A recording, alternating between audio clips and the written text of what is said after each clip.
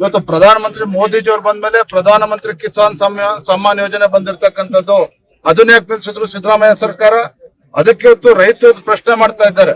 ಇವತ್ತು ಯಡಿಯೂರಪ್ಪನವರು ಮುಖ್ಯಮಂತ್ರಿಗಳಿದ್ದಾಗ ಇವತ್ತೇನು ರೈತ ತನ್ನ ಹೊಲಕ್ಕೆ ಟ್ರಾನ್ಸ್ಫಾರ್ಮರ್ ಹಾಕೋಬೇಕು ಅಂತ ಹೇಳಿದ್ರೆ 25,000 ರೂಪಾಯಿ ಕಟ್ಟಿದ್ರೆ ಸಾಕಾಗ್ತಾ ಇತ್ತು, ವಿದ್ಯುತ್ ಸಂಪರ್ಕ ಸಿಗ್ತಾ ಇತ್ತು.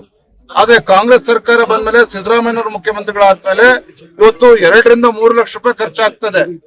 ಅಂದ್ರೆ ಒಂದು ಕಡೆ ಗ್ಯಾರಂಟಿ ಹೆಸರನ್ನ ಹೇಳ್ತಾರೆ, ಮತ್ತೊಂದು ಕಡೆ ಕಿತ್ಕೊಳ್ತಕ್ಕಂತ ಕೆಲಸ ಮಾಡ್ತಾ ಇದ್ದಾರೆ. ಈ ರಾಜ್ಯದಲ್ಲಿರ್ತಕ್ಕಂಥದ್ದು ಇದು ಬಡವರ ವಿರೋಧಿ ಕಾಂಗ್ರೆಸ್ ಸರ್ಕಾರ.